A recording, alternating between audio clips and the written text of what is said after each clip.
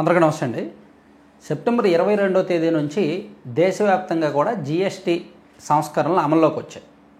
దాదాపుగా మన దైనందిన జీవితంలో మనకు ముడిపడి ఉండే నిత్యావసరాలు కావచ్చు, వంటగది వస్తువులు కావచ్చు, హోమ్ అప్లయన్సెస్, ఎలక్ట్రానిక్స్, మొబైల్స్ అన్నింటి మీద కూడా చాలా వరకు 95% ఆఫ్ ఐటమ్స్ మీద జీఎస్టీ తగ్గించారు. రెండు స్లాబులు పెట్టారు. 5 and 18% 2 స్లాబులు పెట్టారు. ఇక మూడో స్లాబు 40%, అది వేరు, అది హైలీ లగ్జరీ అండ్ ఏది పొగాకు, టొబాకో లాంటి వాటి మీద పెట్టారు. సార్ అది కాస్త పక్కన పెడితే ఈ జీఎస్టీ సంస్కరణలు ఎంతవరకు జనంలోకి వెళ్ళాయో తెలియదు, కానీ ప్రమోషన్స్ మాత్రం విపరీతంగా ఉన్నాయి. దాన్ని అడ్వర్టైజ్మెంట్ చేసుకోవడంలో మాత్రం కూటమి ప్రభుత్వం ఏమాత్రం పునరాలోచించట్లేదు, వెనకడుగు వేయట్లేదు. నిన్న కర్నూలులో మీటింగ్ పెట్టారు, సూపర్ జీఎస్టీ సూపర్ సేవింగ్ అని. ఆల్రెడీ దేశవ్యాప్తంగా 2.5 లక్షల కోట్లు ప్రజలకు పంచిపెట్టాం అంటే ప్రజల జేబుల్లోకి ఇచ్చేసామన్నట్టు ప్రచారం చేస్తున్నారు. రాష్ట్రంలో 8,000 కోట్లు ప్రజలకు ఆదా అయిపోతుంది అన్నట్టు ప్రచారం చేస్తున్నారు. అలాగే ప్రతి కుటుంబంలో కూడా 15,000 రూపాయలు సేవ్ అయింది అనేటట్టు ప్రచారం చేస్తున్నారు. ఇదంతా కూడా ప్రచారం వరకే. దీనిలో వాస్తవం ఏంటి? నిజంగా ఒక్కొక్క కుటుంబానికి 15,000 మిగిలిందా అనేది మనం కొంచెం ప్రాక్టికల్గా లెక్క వేసుకుంటే, అసలు నాకు వీడియో చేయాలనే ఆలోచన ఎప్పుడు తట్టిందంటే, నిన్న నేను ఒక స్టీల్ షాపుకి వెళ్ళాను. ఏదో మా ఇంటికి ఏదో కొనాలని ఒక స్టీల్ షాపుకి వెళ్ళాను. అక్కడ ఒక 2-3 ఐటమ్స్ తీసుకున్నాను. తీసుకున్నప్పుడు ఇంతకుముందు రేటుకి ఈ రేటుకి తేడా లేదు, పైగా ఇప్పుడు ఒక 5 రూపాయలు ఎక్కువ ఉంది. అడిగాను, ఏంటి జీఎస్టీ తగ్గింది కదా, మరెందుకు పాత రేట్లే ఉన్నాయి, 5% కదా ఇప్పుడు జీఎస్టీ అని అడిగితే ఆయన ఏం చెప్పారంటే, సార్ నా దగ్గర 1,50,00,000 స్టాక్ ఉంది. సో ఈ స్టాక్ మీద నేను ఆల్రెడీ పాత జీఎస్టీ తెచ్చి పెట్టుకున్నాను. ఈ స్టాక్ అంతా నేను పాత జీఎస్టీ వాడికి కట్టేసి వెంటర్కి కట్టేసి నేను తెచ్చుకొని స్టాక్ పెట్టుకొని ఇప్పుడు కస్టమర్కి నేను తక్కువ జీఎస్టీకి ఎలా ఇస్తాను?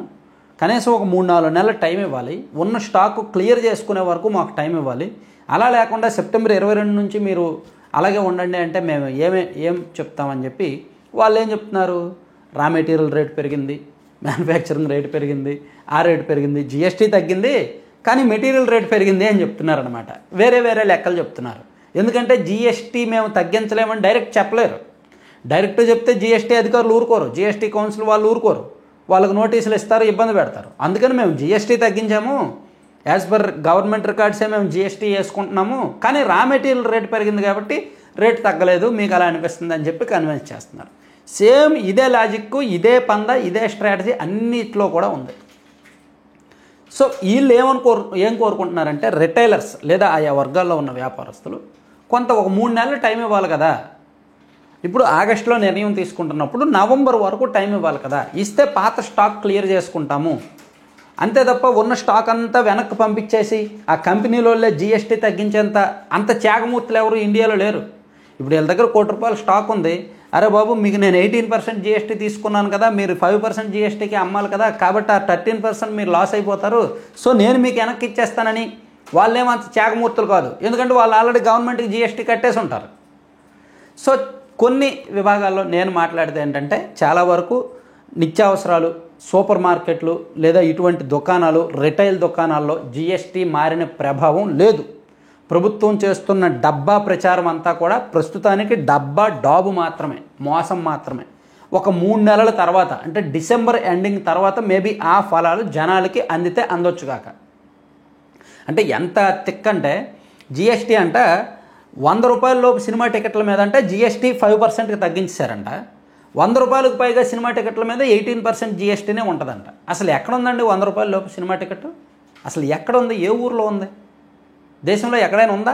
మరీ మారుమూల పల్లెటూరులో ఉంటే ఉంటుంది.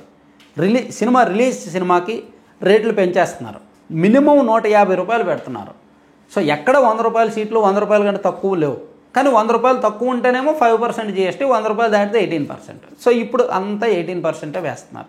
అవసరమైతే 100 రూపాయల నుంచి 120కి పెంచేస్తున్నారు సీట్లు, జీఎస్టీ నుంచి తప్పించుకోవడానికి. ఇలా ఈ వ్యాపారస్తులు, రిటైలర్స్ కావచ్చు, ఆయా వర్గాల వారు కావచ్చు, ఒక విరుడు ఉపాయాన్ని ఆలోచించి ఈ జీఎస్టీ ఫలాలు జనాలకి దక్కకుండా చేస్తున్నారు.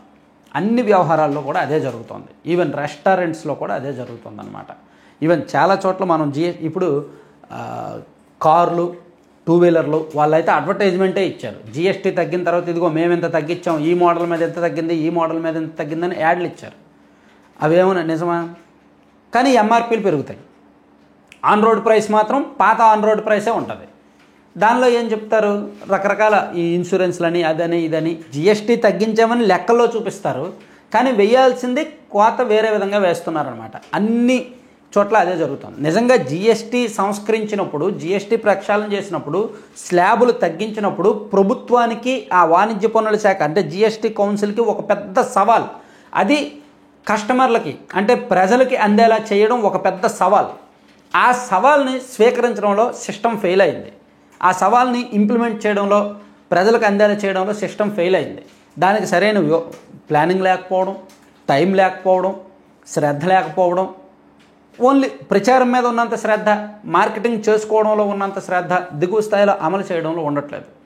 ఎందుకంటే వినియోగదారులు, రిటైలర్స్, వ్యాపారస్తులు, మధ్యలో ఉన్న వాళ్ళు కావచ్చు, డీలర్స్ కావచ్చు, ఎవరు దాన్ని ఎప్పటికిప్పుడు యాక్సెప్ట్ చేయడానికి సిద్ధంగా లేరు. మేబీ నేను అనుకోవడం ఈ ఫైనాన్షియల్ ఇయర్ మొత్తం అయిపోయిన తర్వాతకి నెక్స్ట్ ఫైనాన్షియల్ ఇయర్ నుంచి ఈ జిఎస్టీ ఫలాలు గ్రౌండ్ లెవెల్లో అందితే అందొచ్చు.